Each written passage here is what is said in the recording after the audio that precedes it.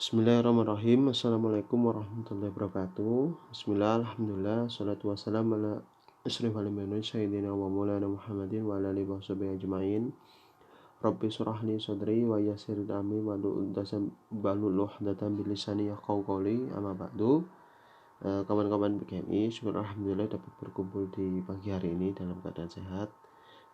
Salam serta salam telah kita haturkan kepada junjungan besar Muhammad SAW yang sudah mengantarkan kita dan kita tetap bersandar ke dalam amalan-amalan yang disandarkan ke beliau di bulan puasa ini.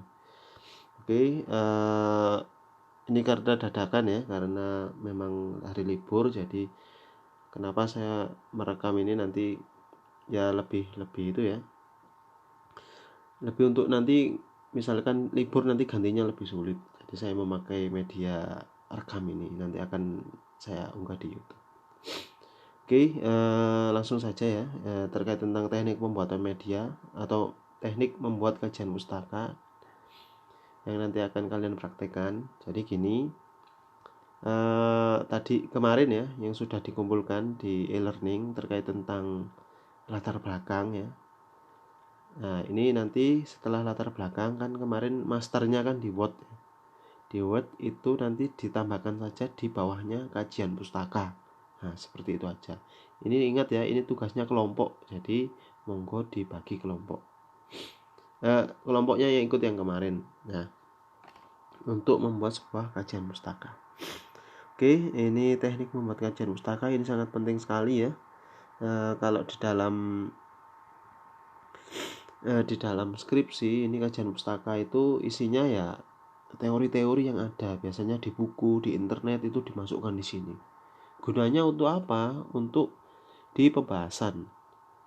Di pembahasan itu waktu bab 5 ya, kalau di skripsi ada bab 5, itu teori ini membantu untuk ada sebuah dialog konseptual. Nah, dialog konseptual itu adalah dialog antara hasil penelitian dengan teori yang sudah ada. Apakah itu senada atau malah paradoks atau bertolak dengan yang ada di teori, atau bahkan ada yang ya semisal di teori ada 5, hasilnya ada 3. Nah itu setidaknya kita bisa mengcompare atau membandingkan ya antara hasil penelitian dengan teori yang sudah ada.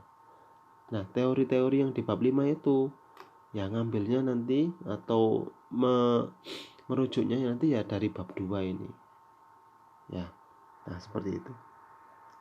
Nah di dalam kajian pustaka di dalamnya itu ada 4, umumnya 4. Nah nanti kita cukup menyusun hanya 3 saja, nomor 1, 3, dan 4. Nah yang saya kasih merah itu saya memang tidak untuk menyusun ya, karena ini ya perlu sebuah you have to read ya secara mendalam terkait tentang teori ya, namanya ada grand theory, middle theory. Nah itu perlu membaca yang banyak. Nah cukup kalian membuat 1, 3, 4. Insya Allah ini untuk waktu seminggu itu bisa dimanfaatkan untuk menyusun 1, 3, 4 ini. Bahkan berapa hari ya sebentar saja. Oke, kita masuk ke yang pertama. Ini kajian penelitian terdahulu. Jadi nanti kalian mencari penelitian terdahulu ya, dari Google Scholar atau dari Google-nya, ketik saja misalkan pengembangan media IPS gitu. Terus full script begini. Di keywordnya skripsi pengembangan media IPS atau skripsi pengembangan IPS full, ada FULL-nya di belakangnya. Nanti sampean klik, coba lihat page-nya ketika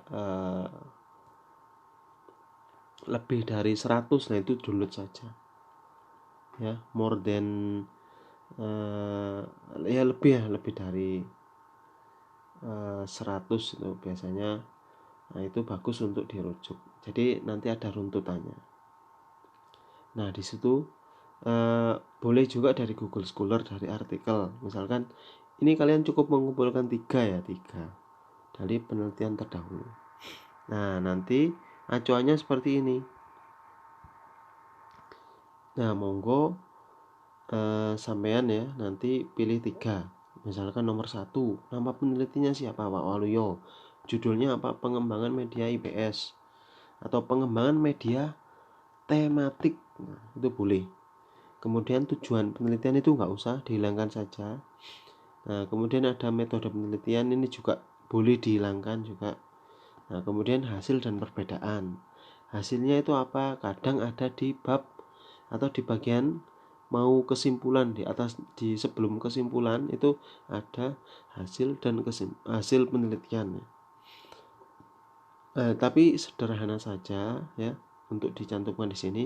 Kemudian perbedaan. Nah, perbedaan ini boleh Anda ketika membaca ya, misalkan media tematik, tema diri sendiri ya, yang dicari tema diri sendiri. Sedangkan yang Anda kembangkan adalah tema keluargaku. Nah, jadi tulis saja di perbedaan objek atau perbedaan tema penelitian. Nah, boleh. Nomor 2, oh iki podo. Nomor 2 oleh siapa? Siti Marfuah. Nah, judulnya apa? Nah, kemudian sama juga ya, ada hasil penelitiannya juga sama, perbedaannya loh. Judulnya kok podo ya? Judulnya kok sama? Nah, itu monggo dilihat lagi. Oh, ternyata medianya berbeda. Saya memakai video interaktif, dia memakai video biasa. Nah, ini monggo dijelaskan di perbedaannya. Dengan yang lainnya boleh. Misalkan objek penelitiannya beda, teori yang dipakai juga berbeda. Nah, itu monggo ditulis di latar belakang. Ya. Nah, lanjut. Nah, kemudian ini kerangka teoritis itu kita hilangkan saja, kita skip saja. Intinya kerangka teoritis itu mencoba mengkaji lagi ya penelitian yang atau teori yang sudah dicetuskan atau diciptakan ya, orang itu ketika penelitian ya. Nah, misalnya saya contohkan begini. Nah, seperti ini. Grand teorinya apa? Kemudian turun dari teori itu masuknya middle teori. Misalkan grand teorinya teori permintaan. Teori permintaan itu kan ketika permintaan bertambah ya, harga semakin naik ya. Jadi permintaan dan harga itu berbanding lurus. Permintaan naik, harga naik ya. Minyak goreng permintaannya banyak kemarin. Ya terlepas dari mafia atau apa ya. Nah, kita kan bisa lihat ya permintaannya oke, harganya kadang oke, yang subsidi murah, tetapi di luar karena ada permintaan banyak, akhirnya harganya juga ikut naik gitu. Nah, itu jadi grand teorinya teori permintaan. Terus middle teorinya apa? Nah, monggo dijelaskan ya. Nah, ini ranah ekonomi tadi ya. Nah, middle teorinya bisa misalkan teori pembuatan atau teori pembuatan barang misalkan secara cepat, terus kemudian teori konsumen. Nah, itu bisa. Nah, untuk mendukung atau membottom up ya membottom upnya membottom up sih, membreakdown dari teori permintaan yang tadi. Nah, ini sama juga teori human resource management, teori teori SDM ya, teori SDM di bawahnya ada ini. Nah, itu sama, tapi kita skip. Nah, kemudian ada ini yang penting, kerangka konsep. Kerangka konsep itu kalau Anda mencari yang tadi di mananya, di Google-nya itu yang skripsi pengembangan media full, nah yang tadi itu yang awal-awal Nah, ini monggo dimasukkan saja. Biasanya ini di bab 2 ini banyak teorinya. Monggo dimasukkan di dalam kerangka konsep ini. Misalkan punya sampean ada pengembangan media video interaktif, tema ini ya. Tema diri sendiri. Oke. Nah, monggo dijelaskan pengembangannya itu apa, misalkan medianya apa, atau variabelnya saja media itu apa. Nah monggo dimasukkan ya, di parafrase ya, dari internet tadi di parafrase. Media adalah misalkan media adalah membantu menyampaikan komunikasi ya. Monggo Anda parafrase, media adalah alat yang digunakan oleh guru untuk menerangkan secara efektif kepada siswa. Nah, parafrasenya bisa seperti itu, tapi itu ngawur ya. Silakan yang bagus seperti apa. Nah, intinya ini ada cara menyusunnya. Jabarkan variabel yang ada di judul. Nah, yang variabelnya apa aja dijabarkan.